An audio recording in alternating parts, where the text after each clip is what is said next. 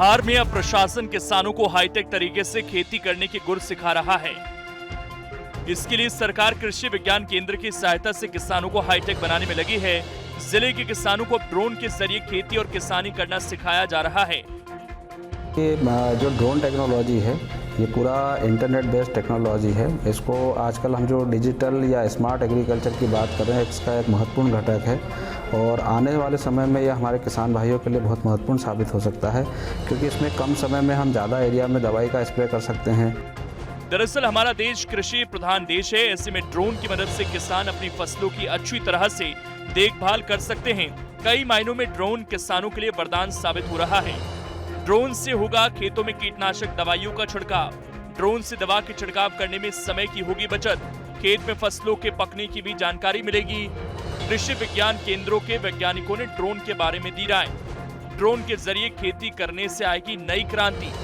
दवाई का कम वॉल्यूम लगेगा तो पैसे की बचत होगी, किसान की बहुत ज़्यादा सुरक्षा होगी और जो किसान जो फसल में नुकसान होता था किसानों का ट्रैक्टर चलने से, लेबर चलने से जो फसल टूट जाती थी, वो फसल नहीं टूटेगी तो किसान को उसका भी ज़्यादा मुनाफा मिलेगा।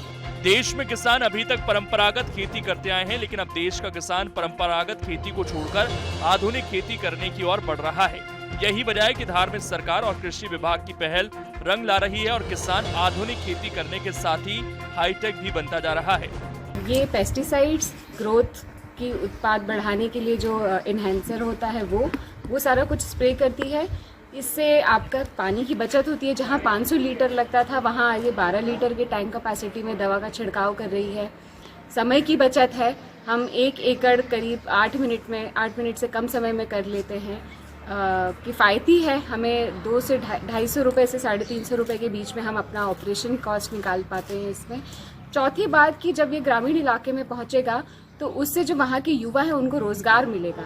जब वो इसकी ट्रेनिंग लेंगे तो सरकार उनको सब्सिडी देगी, उनको 40% पे मशीन मिलेगी और उसके साथ ही उनके रोज़गार के अवसर बढ़ेंगे।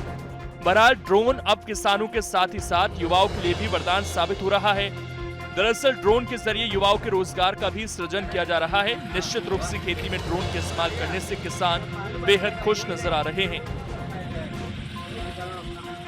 धार से नरेंद्र तेनीवाल के साथ टीम न्यूज़ 8।